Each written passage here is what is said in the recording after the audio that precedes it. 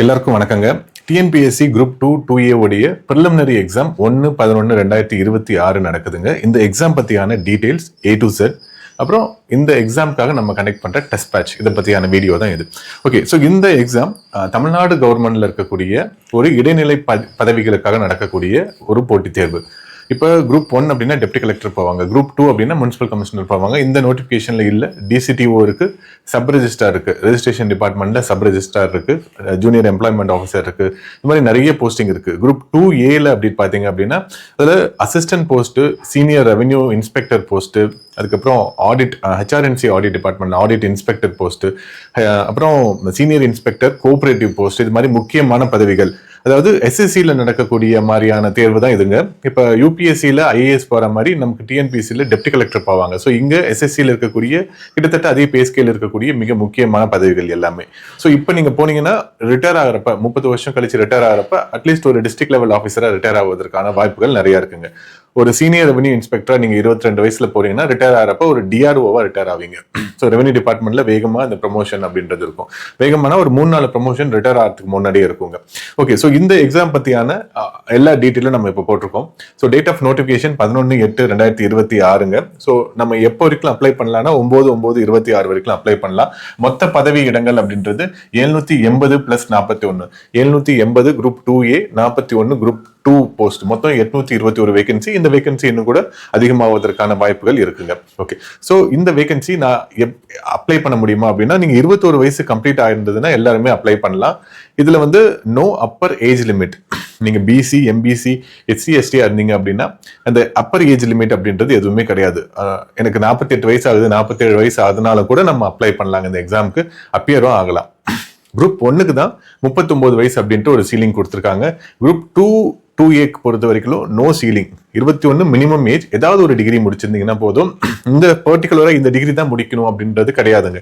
நீங்க ஒரு BSc nursing பண்ணிருக்கலாம், பிஏ எலக்ட்ரானிக்ஸ் கம்யூனிகேஷன் படிக்கலாம், பிஏ தமிழ் படிச்சிருந்திருக்கலாம், எனி டிகிரி, எந்த டிகிரி படிச்சிருந்தாலும் இந்த போஸ்ட்டுக்கு நீங்க எலிஜிபிள். ஸோ நான் இதுக்காக என்ன படிக்கணும் அப்படின்னா, ரொம்ப பேசிக்கான ஸ்கூல் புக் ஃபர்ஸ்ட் படிச்சுட்டு அப்புறம் ஸ்டாண்டர்டான ரெஃபரன்ஸ் புக் அப்படின்றத படிக்கணும். லக்ஷ்மிகாந்த் புக் நல்லா படிக்கணும். அப்புறம் வெங்கடேசனுடைய தமிழ்நாடு ஹிஸ்டரி கல்ச்சர் பார்ட்ல இருக்கக்கூடிய புத்தகத்தை நம்ம படிக்கணும். ஸோ இது மாதிரி ஒன்னொன்னுக்கும் ஸ்டாண்டர்ட் ரெஃபரன்ஸ் புக், நான் கடைசியா சொல்றேன் ஸ்டாண்டர்ட் ரெஃபரன்ஸ் புக் என்ன படிக்கணும் அப்படின்றத நமக்கு சொல்றேங்க. நம்ம ஏற்கனவே இந்த எக்ஸாமுக்காக நீங்க ஓரளவு ப்ரிப்பேர் பண்ணியிருந்தீங்கன்னா இப்ப இருக்கக்கூடிய இந்த 80 நாளை கரெக்டா யூட்டிலைஸ் பண்ணீங்கன்னா கண்டிப்பா ஒரு பதவி அப்படின்றது வாங்க முடியும். சம்பளம், நீங்க ஒரு குரூப் 2 பதவிக்கு போறீங்க அப்படின்னா அது லெவல் 18 அப்படின்னு இருக்கும். லெவல் 18ல போனீங்கன்னா உங்களுக்கு 60,000 ரூபாய் சம்பளம் இருக்கும். பி கமிஷன் வந்ததுக்கு அப்புறம் அது கிட்டத்தட்ட ஒரு 75,000 80,000 ரூபாயா மாறுவதற்கான வாய்ப்புகள் இருக்குங்க.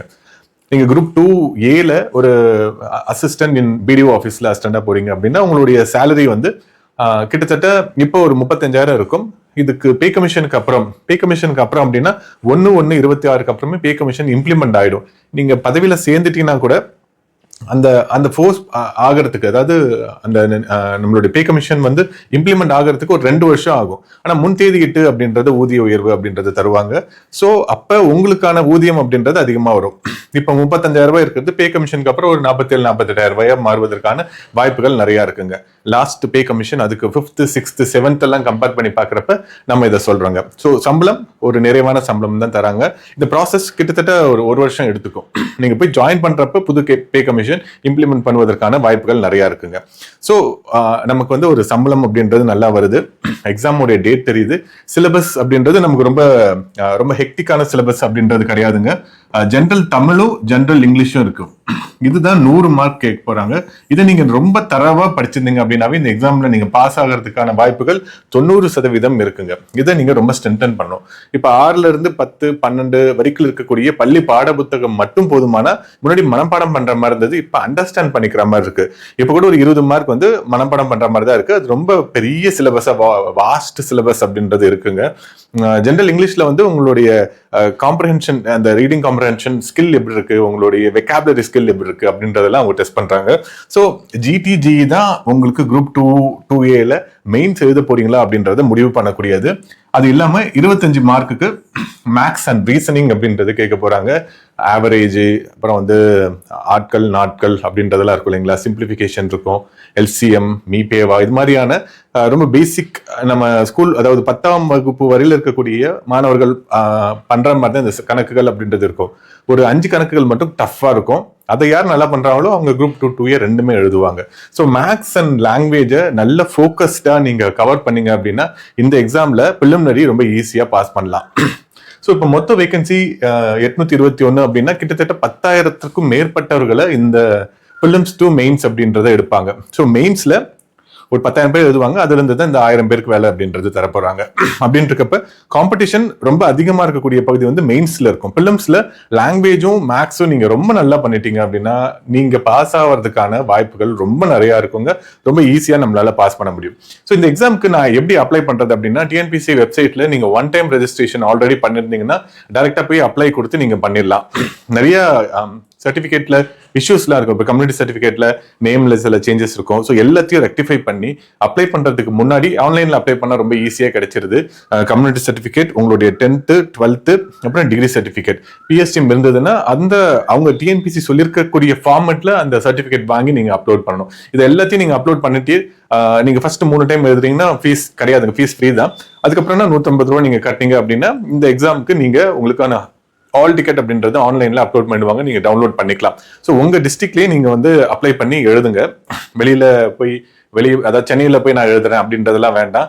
ஏன்னா இப்போ இது வந்து எல்லாமே OMR பேஸ்டு டெஸ்ட். 2A உடைய பிலிம்ஸ் ஆகட்டும், 2A உடைய மெயின்ஸ் ஆகட்டும், எல்லாமே அப்ஜெக்டிவ் டைப் ஆஃப் கொஸ்டின் தான், சரிங்களா? ஸோ அது அந்தந்த டிஸ்ட்ரிக்ட்லேயே நடப்பதற்கான வாய்ப்புகள் நிறைய இருக்கு. இப்போதைக்கு CBT டெஸ்ட் அப்படின்னு சொல்லியிருக்காங்க 2A மெயின்ஸ். ஆனால் அது ரிசல்ட் வரப்ப மாற்றிடுவாங்க, இதை மோஸ்ட்லி மாற்றிடுவாங்க. ஆஸ் யூஷுவல் நம்ம எழுதுற காலேஜ் ஸ்கூல்ல தான் நம்ம எழுதுற மாதிரி இருக்குங்க. ஸோ ஓகே, ஸோ இந்த எக்ஸாம் பத்தியான பேசிக்கான டீட்டெயில் இதுதாங்க. வேற ஏதாவது டவுட் அப்படின்னா நீங்க கமெண்ட்ஸ்ல பிங் பண்ணுங்க, நான் ரிப்ளை பண்றேன். ஸோ இந்த எக்ஸாமை நம்ம எதிர்கொள்ளணும் அப்படின்னா ஒரு டெஸ்ட் பேட்ச் வந்து இருந்தது அப்படின்னா ரொம்ப எஃபெக்டிவா இருக்கும். ஸோ இப்போ டிஜிட்டல் பாரதி அகாடமியில உங்களுக்கு வந்து குரூப் 2 அண்ட் குரூப் 4 உடைய டெஸ்ட் பேட்ச் அப்படின்றது சொல்றோம். நான் டீட்டெயிலா எக்ஸ்பிளைன் பண்றேன். மெட்டீரியல் தந்து அதை படிக்க வச்சு டெஸ்ட் அப்படின்றத எழுத வைக்கிறவங்க. ஸோ மற்ற அகாடமியில அது மாதிரி பண்ணிருக்க மாட்டாங்க. ஸோ இது வந்து ரொம்ப எஃபெக்டிவா இருக்கும். கொஸ்டின் பேப்பரும் ரொம்ப ஸ்டாண்டர்டா இருக்கும். நான் கொஸ்டின் பேப்பர் கீழே பிங்க் பண்றேன், நீங்க அதை டவுன்லோட் பண்ணி அதை நீங்க எழுதி பாருங்க, எப்படி பண்றீங்க அப்படின்றத நம்ம பார்ப்போம். ரொம்ப டீட்டெயிலா கொஸ்டின் எடுப்போம். ப்ரீவியஸ் இயர் கொஸ்டின் பேப்பரோடைய பேங்க் உங்களுக்கு தருவோம். ஸோ அதை நீங்க ப்ராக்டிஸ் பண்ணிட்டு மெட்டீரியல் படிச்சுட்டு இந்த டெஸ்ட் எழுதுனீங்கன்னா போதும். இப்போ ஒரு 30 டெஸ்ட் 35 டெஸ்ட் தரோம் அப்படின்னா எல்லா டெஸ்ட்டையும் நீங்க எழுதிட்டீங்க அப்படின்னா உறுதியா இந்த எக்ஸாம்ல பாஸ் பண்ணிடலாம். ஆன்லைன் ஆஃப்லைன் 2 மோட்லயும் நம்ம இந்த எக்ஸாமை எழுதிக்கலாம் நம்மளுடைய டிஜிட்டல் பாரதி அகாடமியில. ஸோ வெரி எஃபெக்டிவ் கோர்ஸா இருக்கும். இந்த கோர்ஸை நீங்க கம்ப்ளீட் பண்றப்ப ஒரு மெயின்ஸுக்கு முழுசா நீங்க தயாரா இருப்பீங்க. கிட்டத்தட்ட ஒரு 50% ஆஃப் மெயின்ஸை நீங்க இப்பவே நீங்க படிச்ச மாதிரி இருக்கும். கொஸ்டின்ஸ் வந்து இன் டீட்டெயிலா இருக்கும். டீடைல் எக்ஸ்பிளனேஷன் அப்படின்றதும் நம்ம தருவாங்க. ஸோ அதை டெஸ்ட் எழுதிட்டு, அதாவது நம்ம மெட்டீரியல் படிச்சுட்டு ஸ்டெப் 1 தான். அப்புறம் previous year question paper step 2 ஃபுல்லா நீங்க சால்வ் பண்ணணும். ஸ்டெப் 3 வந்து இந்த டெஸ்ட் எழுதணும். ஸ்டெப் 4 வந்து என்ன பண்ணணும், டீடைல் எக்ஸ்பிளனேஷன் வீடியோ இருக்கும், அதை நீங்க அட்டன் பண்ணிட்டீங்க அப்படின்னா முடிஞ்சது, சரிங்களா? ஸோ இது மாதிரி எல்லா எக்ஸாமுக்கும் கிட்டத்தட்ட 26 யூனிட் டெஸ்ட் இருக்கும். எல்லாத்துக்கும் நம்ம ஃபுல்லா உட்காந்து படிச்சோம் அப்படின்னா ரொம்ப ஈஸியா இந்த எக்ஸாமை நம்மளால கிளியர் பண்ண முடியுங்க. ஸோ என்னன்னா இதற்கான வழி இதுதான். இது இல்லாம நம்ம திருப்பி நான் ஸ்கூல் புக் நான் படிச்சுட்டு இருக்கேன். ஸோ படிக்கிறத விட கொஸ்டின் சால்வ் பண்றது தான் நமக்கு இப்போ ஸ்கில் அப்படின்றது தேவைப்படுதுங்க. எப்படி நம்ம எலிமினேட் பண்றோம், ஆப்ஷனை எப்படி எலிமினேட் பண்றோம், அதுதான் இப்போ இருக்கக்கூடிய ஸ்கில்லா இருக்கு. இதை நான் ஒழுங்கா பண்ணிட்டேன் அப்படின்னா கண்டிப்பா நல்ல ஸ்கோர் அப்படின்றது பண்ணலாங்க. ஓகே, நான் டெஸ்ட் பேட்ச் பத்தி நான் ஸ்கிரீன்ல வந்து ஷேர் பண்றேன், நீங்க பாருங்க. ஸோ இந்த குரூப் 2 2A உடைய பிலிமினரி எக்ஸாமுக்கு 34 டெஸ்ட் அப்படின்றத நம்ம கண்டக்ட் பண்றோம். ஸோ ரொம்ப டீட்டெயிலாக சிலபஸை கவர் பண்றோம் நம்ம. இப்போ பாலிட்டி எடுத்தீங்கன்னா 5 டெஸ்ட்டாக நம்ம பாலிட்டி வைப்போம். பாலிட்டினா பாலிட்டி மட்டும் இருக்காது, அதனோட சேர்ந்து மேக்ஸ் இருக்கும், அப்புறம் கரண்ட் அஃபேர்ஸ் இருக்கும். கரண்ட் அஃபேர்ஸ் ஒரு வாரம், மேக்ஸ் ஒரு வாரம் இருக்கும். அப்புறம் தமிழ்ல, இங்கிலீஷ்ல சிலபஸை வந்து பார்ட்டா நம்ம பிரிச்சு வைப்போம். ஸோ இலக்கணம் அப்படின்றதுனா அதுல வந்து ஒரு 3 பார்ட் மட்டும் நம்ம எடுத்து வைக்கிறோம். இங்கிலீஷ்லயும் அதே மாதிரி ப்ரோஸ் இருக்கும், போயம்ஸ் இருக்கும், அப்புறம் வந்து கிராமர் இருக்கும். ஸோ எல்லாமே இன் டீட்டெயிலா வந்து கவர் பண்ணியிருப்போம். கொஸ்டின் வந்து 200 கொஸ்டின் டிஎன்பிஎஸ்சியில் எப்படி கேட்பாங்களோ அதே மாதிரி 100 language, 25 maths and reasoning and 75 வந்து ஜிஎஸ் இருக்குங்க. ஸோ கொஸ்டின் வந்து உங்களுக்கு வந்து ஆன்லைனில் சிபிடி மோடில் டெஸ்ட்டு நீங்கள் எழுதிக்கலாம். எழுதிட்டு கொஸ்டின் பேப்பர் வித் கீயோட இருக்கிற பிடிஎஃப் நீங்கள் டவுன்லோட் பண்ணிக்கலாங்க. ஓகே. ஸோ இதான் சிலபஸ். இப்போ நம்ம வந்து ஃபுல் ரிவிஷன் டெஸ்ட்டும் வச்சிருக்கோம். 5 ரிவிஷன் டெஸ்ட் இருக்கு. அப்புறம் mark test, full mark test 3 test அப்படின்றத வச்சிருக்கோங்க. இதனுடைய சிலபஸை நான் கீழே டிஸ்கிரிப்ஷனில் நான் லிங்க்ல தரேன். நீங்க பாருங்க. ஸோ இன் டீட்டெயிலான ஒரு டெஸ்ட்டா இந்த டெஸ்ட் அப்படின்றது இருக்கும். ஸோ இதற்கான படிக்கிறது நான் எங்கேருந்து படிக்கிறது அப்படின்னு பார்க்குறப்ப, இதற்கான மெட்டீரியலோடைய ஆக்சஸ் அப்படின்றத நம்ம தந்திருப்போம். நம்மளோட வெப்சைட்ல உங்களுக்கு லாகின் பாஸ்வேர்ட் குடுத்துருவோம். இதுல வந்து எல்லாமே இருக்கும். பாலிசி நோட்ல இருந்து, கரண்ட் அஃபேர்ஸ் மெட்டீரியல்ல இருந்து, ஜெனரல் தமிழ்ல இருந்து, ஸ்டாண்டர்ட் ரெஃபரன்ஸ் புக், லட்சுமிகாந்த்ல இருந்து இருக்கக்கூடிய எல்லா ஸ்டாண்டர்டான ரெஃபரன்ஸ் புக் இருக்கும். அது இல்லாம நம்ம அகாடமியோட புக்ஸும் இருக்கும். இப்ப Tamil medium material, degree standard material அப்படின்றது குடுத்துருப்போம். ஸோ அதுல நீங்க உங்களுக்கு இந்த ஆக்சஸ் குடுத்துருப்போம். இப்போ இந்திய அரசியலமைப்பு, வரலாறு, இந்திய தேசிய இயக்கம், தமிழ்நாடு வரலாறு, பண்பாடு, நிர்வாகம், பொருளாதாரம், புவியியல், இயற்பியல், வேதியியல், உயிரியல், கணிதம் எல்லாத்தோடைய மெட்டீரியலும் தந்திருப்போம். இப்ப இந்திய அரசியலமைப்பு அப்படின்ட்டு நீங்க உள்ள கிளிக் பண்ணி போய் பார்த்தீங்க அப்படின்னா, டீட்டெயிலா இருக்கும். அதுல வந்து ஃபுல் மெட்டீரியல் அப்படின்றது தந்திருப்போம். இந்திய அரசியலமைப்பு சரிங்களா? ஸோ பொருளடக்கம் இருக்கு. இது இன்ஸ்டிடியூட்டோட மெட்டீரியலுங்க. இந்த மெட்டீரியலுடைய ஆக்சஸ் உங்களுக்கு தந்திருப்போம். இந்த மெட்டீரியல நீங்க படிச்சுட்டு, தமிழ்லயும் இதே மாரி இருக்கும். அத படிச்சுட்டு இங்கிலீஷ்லயும் இருக்கும். ஸோ இங்கிலீஷோட நம்ம புக் இருக்கும். ஜெனரல் இங்கிலீஷ் புக் இருக்கும். அத நம்ம இதுல அப்லோட் பண்ணல. அத நீங்க பர்ச்சேஸ் பண்ணிக்கலாம். அதுக்கான டீட்டெயில் நான் கீழ போடுறேன். நீங்க பாருங்க. ஸோ இந்த மெட்டீரியல் படிச்சுட்டு, இதுலருந்து நம்ம டைரக்ட்டா நம்ம டெஸ்ட் எழுத ஆரம்பிச்சிடலாங்க. ஸோ டெஸ்ட் எழுதுறதுக்கு டெஸ்ட் சீரிஸ் அப்படின்றது நம்ம குடுத்திருப்போம். அதுல நீங்க கிளிக் பண்ணீங்க அப்படின்னா, அது வந்து 3 பார்ட்டா இருக்கும். அது 2 பார்ட்டா இருக்கும். ஜெனரல் தமிழ் லாங்குவேஜ் ஒண்ணு இருக்கும். ஜிஎஸ் ஒண்ணு ஒண்ணு இருக்கும். பாருங்க. ஜெனரல் தமிழ் இருக்கு, ஜெனரல் ஸ்டடீஸ் இருக்கு, ஜெனரல் இங்கிலீஷ் இருக்கு. So 3 part. ஸோ உங்களுக்கு நீங்க 2 தான் எழுதுவீங்க இல்லைங்களா? ஸோ ஜெனரல் தமிழ் நீங்க வியூ போய் பார்த்தீங்க அப்படின்னா, கொஸ்டின் பேப்பர் அப்லோட் பண்ணியிருக்கும். இந்த டெஸ்ட் நீங்க எழுதிக்கலாம். எழுதிட்டு கொஸ்டின் பேப்பர் வித் கீயோட இருக்கிற பிடிஎஃப் நீங்க டவுன்லோட் பண்ணிக்கலாங்க. டெஸ்ட் முடிஞ்சதுக்கு அப்புறம் டெஸ்ட்டோடைய எக்ஸ்ப்ளனேஷன் அப்படின்றது குடுத்திருப்போம். ஸோ அதுவும் வந்து உங்களுக்கு வந்து தமிழ் எக்ஸ்ப்ளனேஷன் இருக்கும். அப்புறம் ஜிஎஸ் எக்ஸ்ப்ளனேஷன் இருக்கும். மேத்ஸ் எக்ஸ்ப்ளனேஷன் எல்லாமே டீட்டெயிலா இருக்கும். மேத்ஸ் வந்து ரொம்ப ரொம்ப யூஸ்ஃபுல்லா இருக்கும். இதுல இருக்கிற மேத்ஸ் எல்லா மாடலும் நம்ம எடுத்து கவர் பண்ணியிருப்போம். இத நீங்க ஃபுல்லா உட்கார்ந்து அட்டெண்ட் பண்ணிட்டீங்கன்னாவே போதும். 22, 23 மார்க் ரொம்ப ஈஸியா எடுத்துடலாம். எல்லா கேள்விகளும் கஷ்டமான ஒரு கேள்விகள செட் பண்ணியிருப்போம். ரொம்ப எளிமையான தேர்வு அப்டின்னா, டிஎன்பிஎஸ்சில இப்ப அது மாரி இருந்தா நம்ம அது மாரி நம்ம பிராக்டிஸ் பண்ணிக்கலாம். அவங்களே கஷ்டமா வைக்கிறாங்கன்னா, அத விட நம்ம கஷ்டமா வச்சு பிராக்டிஸ் பண்ணா தான் நம்ம அந்த எக்ஸாம ரொம்ப ஈஸியா கிராக் பண்ண முடியும். இல்லன்னா எக்ஸாம் ஹால்ல இருந்து வெளிய வரப்ப இந்த சோகத்தோட தான் வெளிய வருவோம். நான் ஜெயிச்சிருவேன் அப்டின்ற நம்பிக்கையோட வரணும் அப்டின்னா, ஸோ இந்த டெஸ்ட் பேட்ச் உங்களுக்கு பயங்கர யூஸ்ஃபுல்லா இருக்குங்க.